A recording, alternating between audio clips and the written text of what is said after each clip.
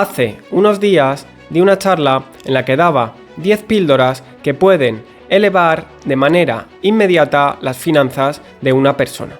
Y hoy te la traigo a este canal. Puede que los 10 conceptos no sean completamente nuevos para ti y que conozcas alguno de ellos, pero seguramente te descubra algunas cosas por las que ya merezca la pena escuchar el vídeo completo. Me encantaría que me dejaras en comentarios si alguno de los elementos presentados te ha sido de utilidad y si te gustaría que profundizara en alguno de ellos en vídeos futuros. Concepto número 1. Medir antes de decidir. La primera reflexión que te invito a hacer es cuánto vale una hora de tu trabajo. Una primera aproximación sencilla para esto sería ver tu salario neto, dividirlo por el número de horas trabajadas y con esto tendrías una primera aproximación, pero realmente te dejarías otros elementos que también debes tener en cuenta para hacer una medición correcta. Por ejemplo, el gasto necesario para transporte, el gasto asociado de comer en el trabajo si se requiere que lo hagas o cualquier otro gasto en términos de tiempo más allá de las horas que trabajas. Este concepto es importante también para valorar más el dinero a la hora de gastarlo. Si eres consciente lo que te cuesta ganar 20, 50 o 100 euros, a la hora de gastarlo a lo mejor te plantees ciertas decisiones. Esto no quiere decir que no gastes más el dinero, simplemente te puede hacer más consciente y ayudarte a eliminar gastos innecesarios y poder reconducir más el dinero que tengas hacia gastos que verdaderamente te aportan valor o hacia ahorro e inversión. Por ello, lo que invito con este primer concepto es a hacer un presupuesto, a hacer un gasto consciente, midiendo verdaderamente lo que te aporta valor, lo que no y lo que te cuesta conseguir esos ingresos. Al principio puede costarte, pero seguramente si internalizas el hábito te ayude a mejorar en tus finanzas. Concepto número 2. Fondo de emergencia. Este concepto es un clásico. El fondo de emergencia es básicamente un dinero que se tiene apartado pero de manera accesible para emergencias que te puedan surgir. Por ejemplo, la pérdida de empleo, un gasto inesperado como la rotura de un electrodoméstico en casa o la rotura del coche o cualquier otra cosa que no sea prevista. Como dice la cita que te indico, estos gastos no son previsibles, no sabes cuándo van a ocurrir, pero lo que sí es seguro es que en algún momento ocurrirán y por ello se trata de apartar algo de dinero para que cuando venga ese imprevisto no te pille por sorpresa y no ponga en riesgo tu situación financiera. Aquí también indico que lo normal es dejar de 3 a 12 meses de gastos mensuales apartados. La cantidad exacta la debes determinar tú. La forma de determinarlo viene en base a cómo de estables son tus ingresos y qué gastos puedes reducir.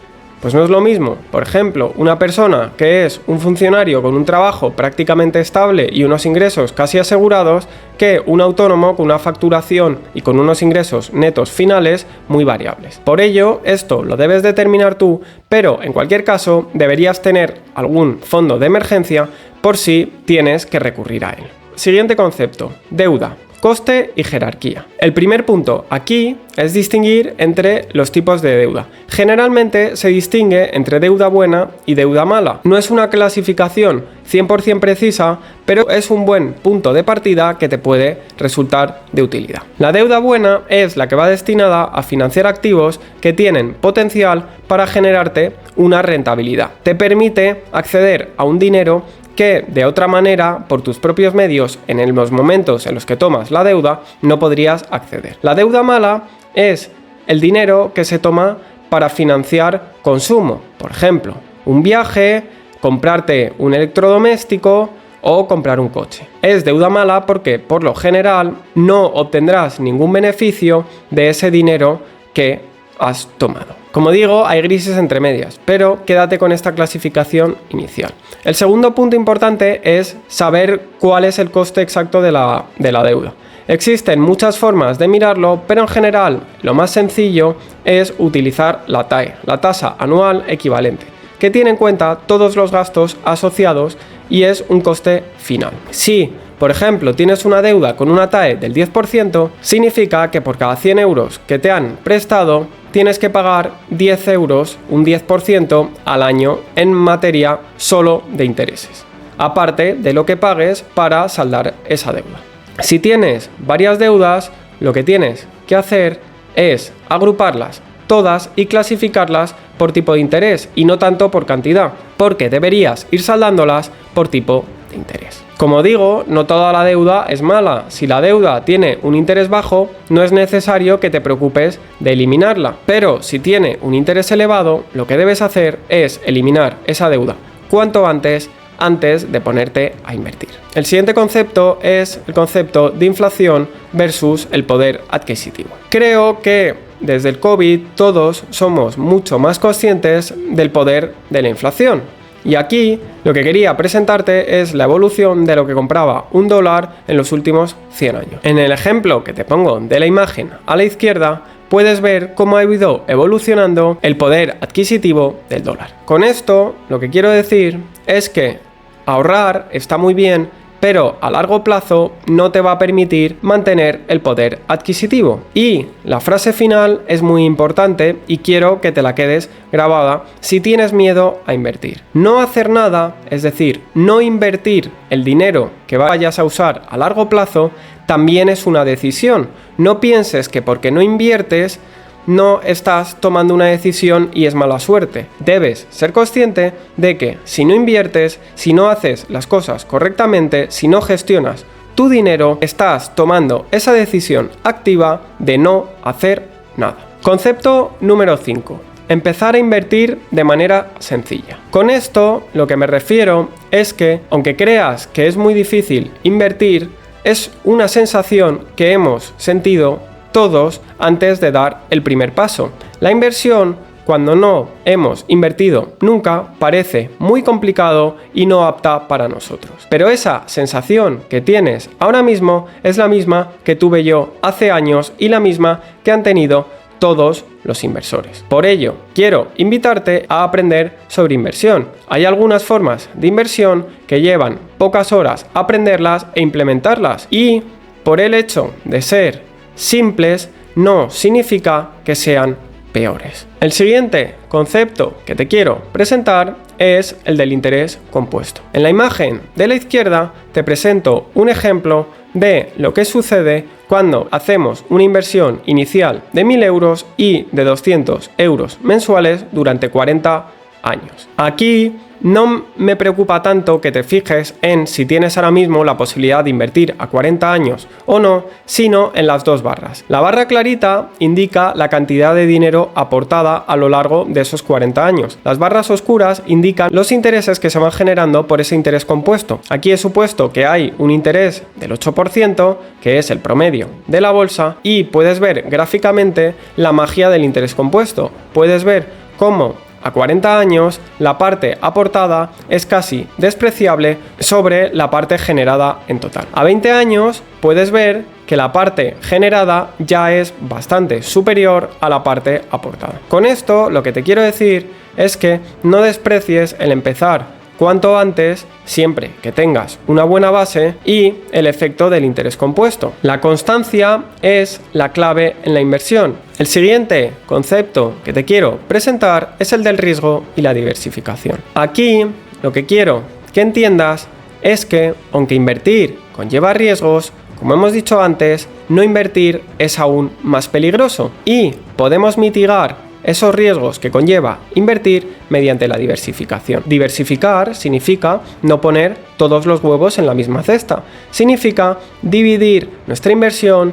en distintas cosas. De esta manera, si una de nuestras inversiones va mal, no tienen por qué ir mal el resto de inversiones y los resultados agregados pueden seguir siendo muy buenos. No apuestes a una única cosa, por muy bien que suene y por mucha rentabilidad esperada que tenga, pues puede ir mal y en ese caso toda tu inversión fallará. El siguiente punto que quería traer es el tema de los costes y fiscalidad. Esto es un tema muy importante que muchas veces no tenemos en cuenta. Los costes son de las pocas certidumbres que tenemos a la hora de invertir. Por ello, elige cuidadosamente en qué inviertes y evita invertir en cosas que tengan un coste elevado. Por poner un ejemplo sencillo, en la industria de los fondos de inversión existen fondos con comisiones en torno al 2% anual y muchos fondos con comisiones por debajo del 0,20%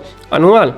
Esto, que a un año puede parecer poco y que a un año puede parecer que si el fondo del 2% lo hace muy bien, lo compensará de sobra, a largo plazo destruye muchas opciones de obtener buenas rentabilidades. Y a largo plazo es lo que explica que las inversiones con menores costes acaben obteniendo mejores resultados. Además, también es importante mencionar la fiscalidad. Existen muchas formas de invertir y no todas son igual de óptimas fiscalmente. Por ejemplo, en España los fondos de inversión son mejores fiscalmente que los ETFs. Debes tener en cuenta siempre la fiscalidad a la hora de invertir para optimizar el manejo de tu dinero, pues a largo plazo puede ser determinante. El siguiente concepto que quería mencionar son los errores conductuales a evitar.